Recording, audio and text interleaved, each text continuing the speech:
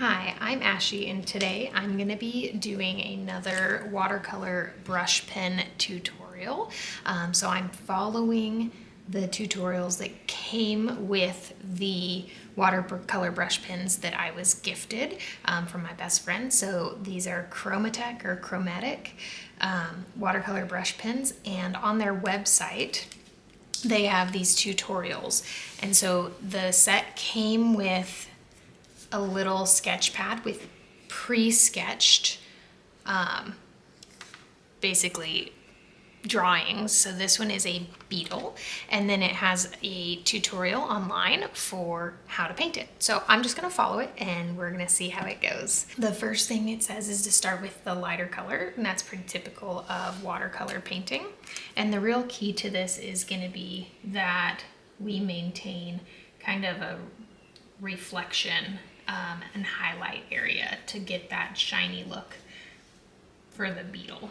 And so basically it just says kind of scribble, maintaining a kind of reflection highlight area, and then scribble around. And then we will go and activate the paint and use blending to draw it into these other areas. So just gonna add that. Now I do have my watercolor, I do have the brush pens that came with this. So I'm gonna use those, but I'm also probably gonna use some of my regular brushes as well. So just kind of paint in that area and then activate the paint and draw that paint into the highlighted areas. So I'm just gonna bring that around and out of these areas.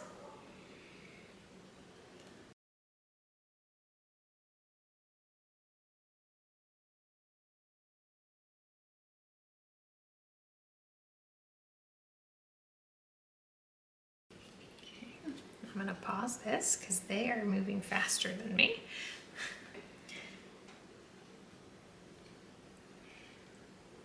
And just being a little careful around the edges here.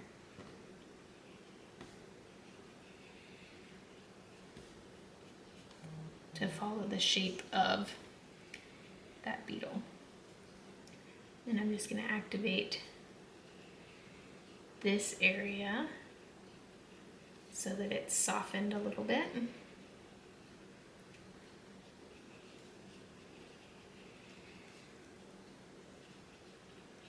Okay.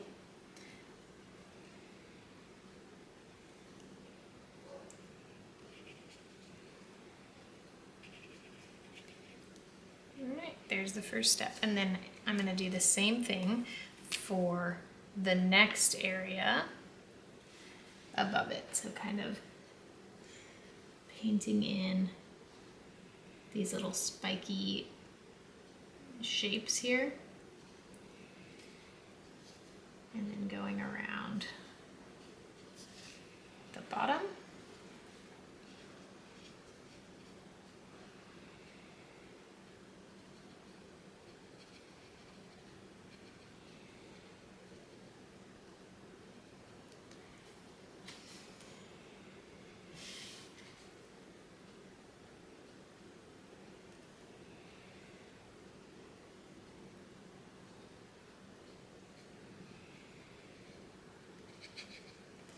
And then going kind of around a little reflection area there. Okay. Now I'm going to take the water brush and again just add some clean water to the middle here, and then touch the paint to activate it and draw it in to that highlight area.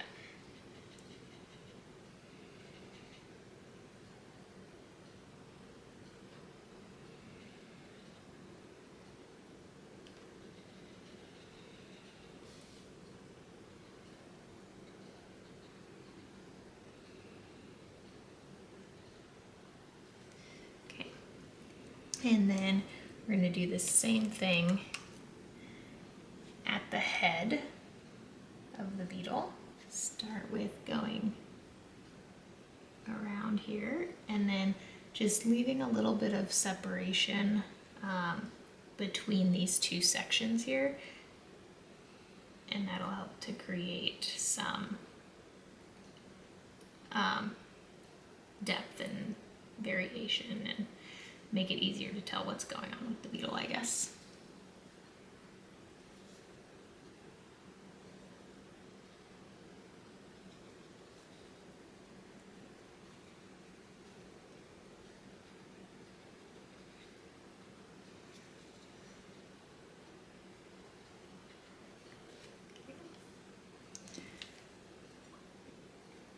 And I'm using less water here because it tells me to, because it's a smaller spot.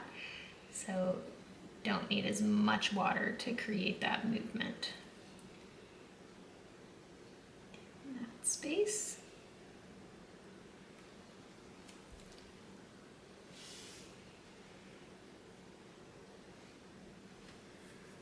Okay, and then just use that activated paint to draw up into these little, I don't know what they are, but these little spiky areas up above the head.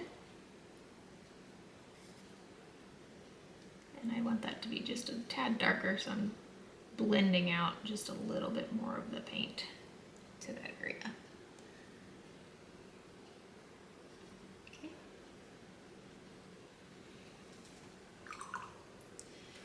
All right, now we're gonna let that dry and then go on to our next layer. And nope, I was wrong. We're not gonna let it dry yet. We have to do this little section in the middle here. So just kind of create that area. It's very small, so it doesn't need a lot of paint. And this does kind of connect the body of the beetle to the head and neck, I guess. I don't know what parts of beetles are called. But we'll just blend that out. Again, very little water here, since that's not a large area.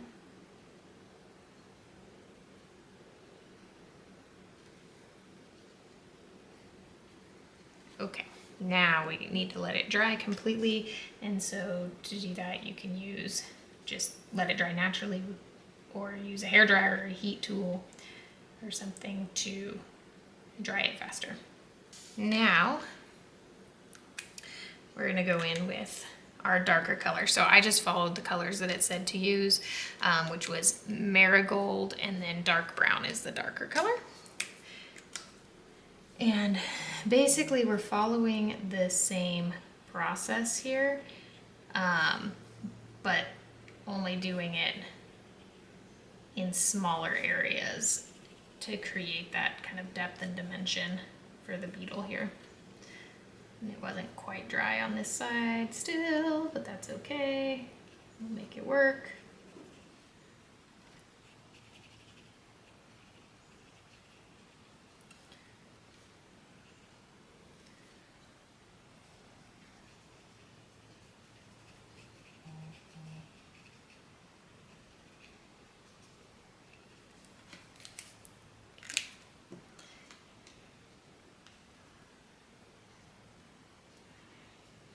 So then just kind of same idea, wet up the area and then activate the paint to draw it in to that area.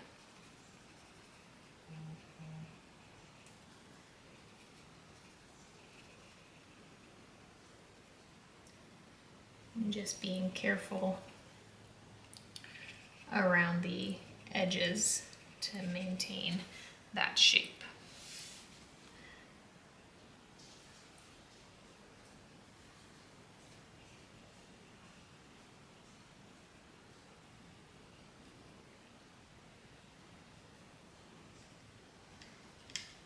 Okay, and then we're going to do the same thing at the top of the beetle.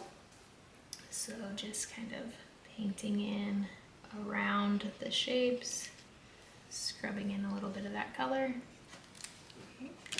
and then taking the water brush and wetting up the highlight area and then touching to activate the paint and drawing it down into that damp area or wet area. I'm just gonna kind of touch up the edges here a little bit, and this is still damp, so it's gonna bleed out just a little bit, but that's what I want to happen. I just want to create a darker line on the edge.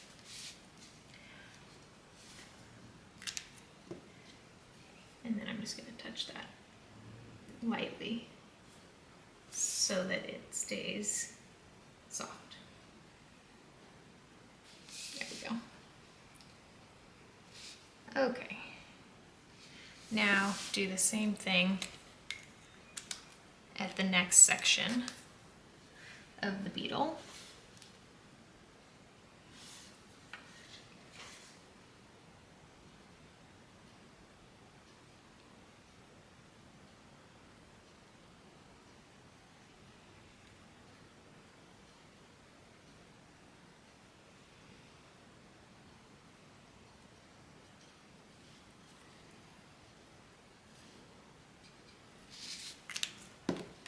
Same thing, so just touch the highlighted area with some water and then gently activate some of the paint, lifting up any excessive water and rubbing it onto or drying it off my brush on the towel that I have next to me.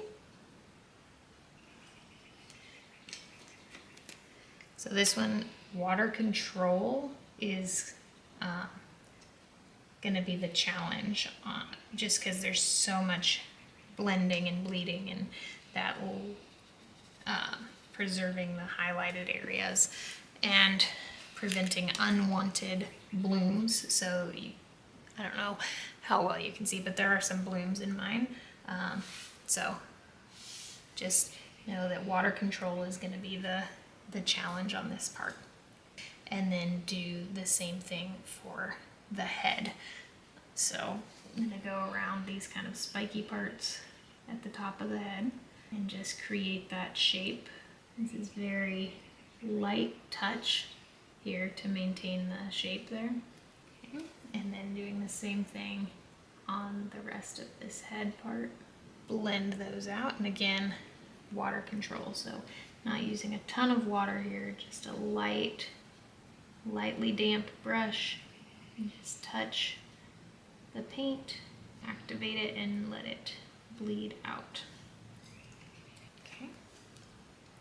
And then same thing for this. I don't know what these are, maybe pinchers or something. And just let that bleed out into that area.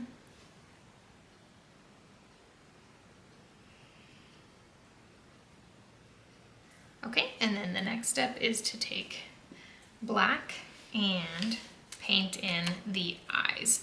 So for the eyes, you just want to paint in a little crescent at the bottom of it, because this paint goes a long ways and we want to maintain a reflection and a highlight. And then we'll take the blending brush with just the smallest amount of water and just kind of touch the eye there and draw it around.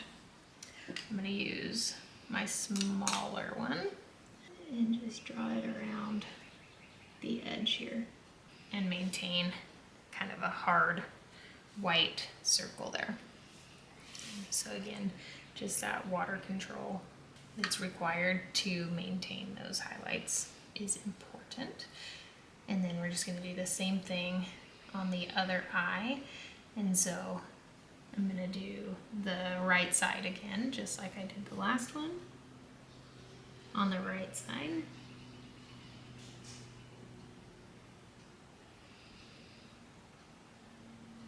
And then just going to kind of bring that around, because I think that it's a little bit easier to control this brush pen than the water brushes. I'm just going to touch the middle there, dry off my brush, and just touch the edge on the right side to bring that eye around.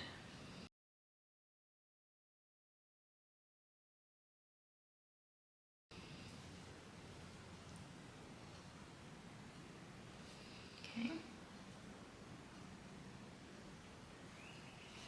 Now for the legs, I'm going to use a gray color, and I'm just going to start with painting in a tiny line here.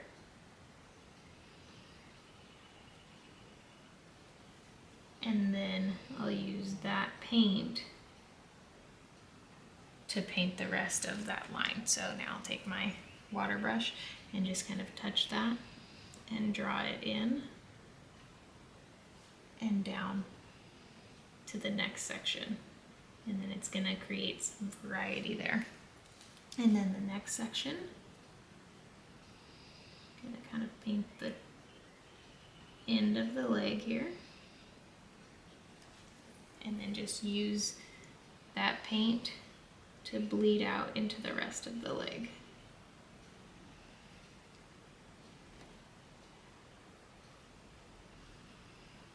Okay, and then same thing here.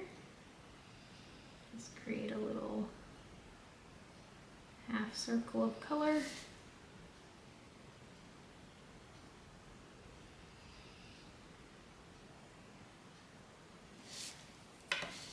And then wet up the leg and let that color bleed into the rest of the leg.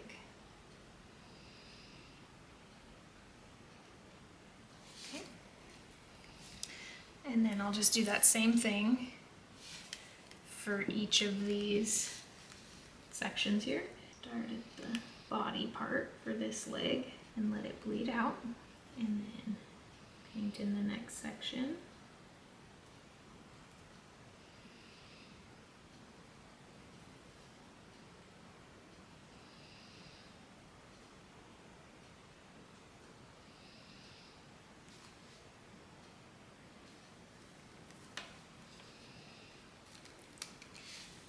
Okay, and then just do the same thing on the other side. So just a little touch of paint there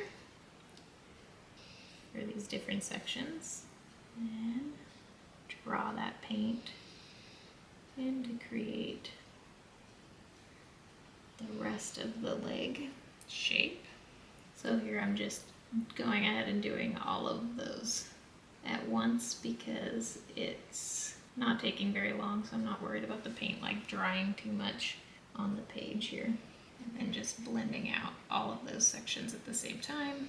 Just a little less switching back and forth from the brush pen to the water brush. And then just on these smallest parts, making sure that my brush is relatively dry. Just gonna kind of fill in over here because I did it different on the other side. All right, so now I'm just gonna do the same thing for the antenna here. And so just drawing in a little bit of the color, kind of at the bottom of each section, and then I'll draw that up to create the rest of the line for that antenna.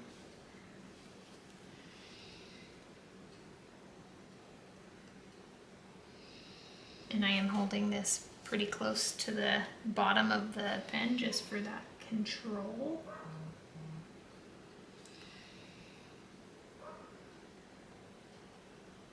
Okay. Now I'm just going to take the brush pen, and it's pretty dry, and just touch that and draw it up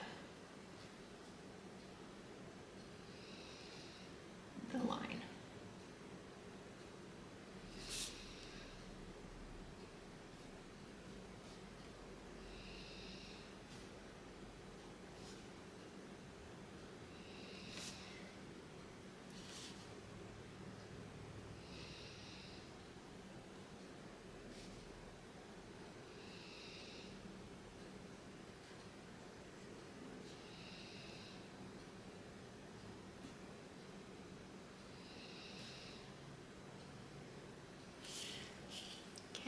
And same thing on the other side.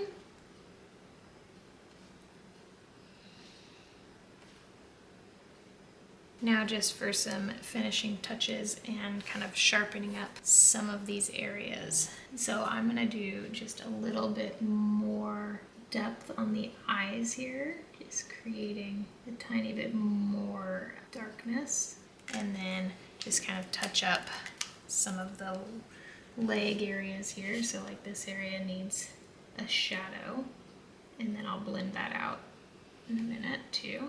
And I do want to create just a little bit more darkness there on all of these legs, just right there next to the body.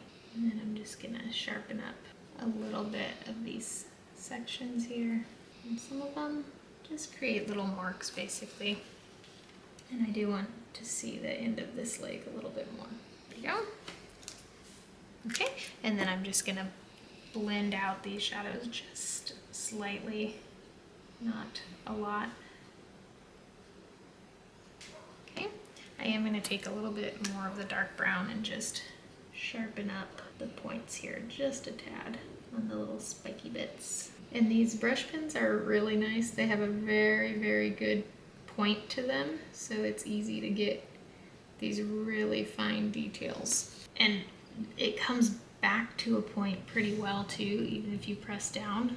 I let my kids use these. They are 4 and 2, so I will say they're not super careful with them or anything, but they've held up pretty well to that abuse, let's say. So some of them have some kind of bristles of the brushes that look a little bit bent, but overall they're pretty good given the fact that, like I said, I just kind of let them go for it with the brush pens. So I've been happy with these pens and the quality of them.